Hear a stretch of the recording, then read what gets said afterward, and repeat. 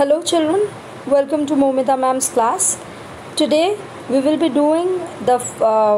be starting your first flight book and we will be doing the first poem.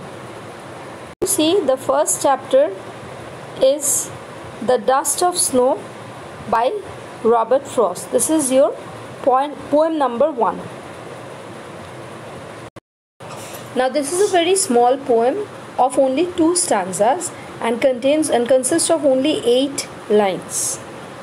So we would discuss not only the poem, the meanings in the poem. We will also look at the rhyme scheme and discuss about the figure of speech used in the poem. Now, as you see, the poem begins. The whole poem is a single sentence poem. That is, there is only one sentence in the poem. See, the way a crow shook down on me the dust of snow from a hemlock tree. Now, what is a hemlock tree?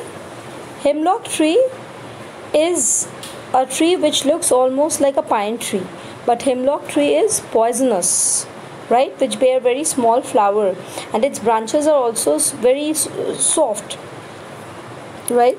Now, see, in the poem there are 2 symbolism. One symbolism, the first symbolism is associated with the crow, and the second one is associated with the hemlock tree. Now both these things are considered to be ominous or evil. The poet says that he was passing down from a street or underneath a tree, wherever it might be anywhere. The poet says that as he was passing, perhaps he passed underneath a hemlock tree and a crow moved, as a result of which what happened? Some of the ice fell on the poet. Now, what happened to the crow?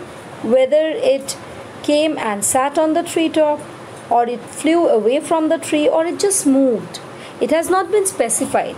But there was some kind of movement in the hemlock tree that resulted in the falling of or in the shedding of some snow on the head of the poet. Okay. Now, so here we see that the snow fell on the poet because of the movement of the crow. Now, crow is something ominous, and hemlock tree is also ominous. It has bad signs. Since hemlock tree is a poisonous tree, it does not bear anything good. It signifies some evil thing. The crow also does the same thing, right? Now we will discuss the rhyme scheme here. See, the rhyme scheme for this poem is AB, AB. How is that possible?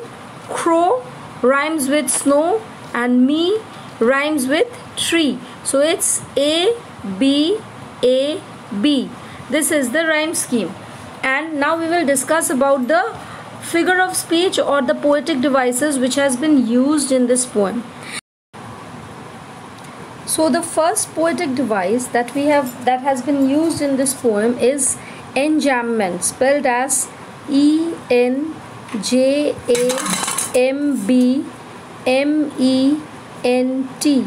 It's enjambment. Now, what is an enjambment? Now, enjambment is a figure of speech in which one line, the first sentence, is continued to the second.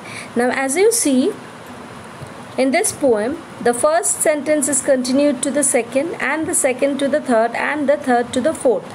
Even here the sentence is not completed. So this is an example of enjambment. I repeat, ENJAMBMENT.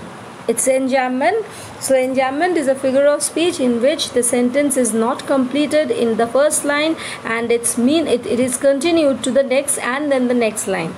So our first figure of speech used here is enjambment, and the second figure of speech used here is assonance. ASSONANCE. Now, what is an assonance? Assonance is the vowel sound which are repeated in the words placed adjacent to each other or very close to each other. Like say shook, O-O-K, down, on. All the O sounds very close. Alliteration is the repetition of consonant sounds, right? And assonance is the repetition of vowel sound. So we have assonance here.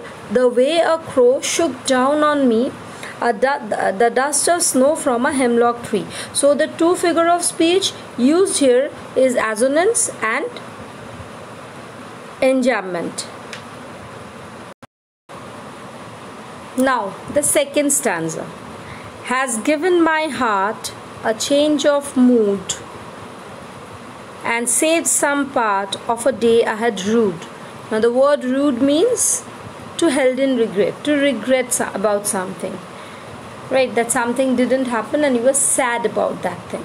Now the poet says that has given my heart. What has given my heart? The falling of the snow. The falling of the snow from the top of the hemlock tree has given the poet's heart a change of mood. So the fall of snow changed his mood and saved some part of a day I had rued. Now perhaps the poet was in a sad mood. So the poet says that this falling of snow gave him happiness, and the part of day which could have been spent in sadness now has become blissful. Now it is good because of the fall of the snow. So this falling of snow has made him happy, and now he said that it has saved some part of the day which he would have spent in sadness. Now this whole poem is full of optimism. O-P-T-I-M-I-S-M. Optimism or positivity. Now positivity, it is a positive feeling. The poet has a great optimism or positive bend of mind. How can we say that? Now see, for general people, snow falling down from the hemlock tree. First of all, snow. Snow is something cold associated with death. Crow is a sign of bad luck. Hemlock tree, a poisonous tree. These three things are, together are enough to make a person frightened and feel, oh my God, my day has been spoiled. I'll have to face something bad in the day. But since the poet is an extremely positive person, he took it in some other way. The falling of the snow filled him with the coldness and energized him, as a result of which he felt that it has changed his mind. Now he is no longer sad. The part of the day which could have been spent in sadness has now become happy. So the whole poem deals with positivity. Now regarding the rhyme scheme of this second stanza, it's CD, CD, heart and part, mood and rude. So C and D, and again C and D. And the figure of speech used here again is enjambment. It's enjambment, E-N-J-A-M-B-M-E-N-T, because one sentence is continued in this whole paragraph. See, the first line, the first sentence continues in the second line, and then the third line, and finally it changes. It ends in the last line. So the whole poem is only one sentence. The poem is a single sentence poem. It's CE. The whole poem is a single sentence poem, right? And the figure of speech, first thing I said you, it's enjambment, and the other figure of speech used here is alliteration, saved and some.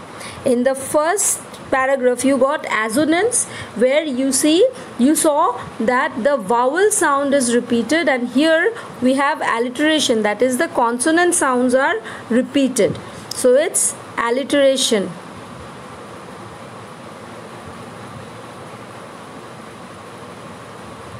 Okay, we have another figure of speech here, though it is not very important, but still for your knowledge, there is another figure of speech which is consonants. It's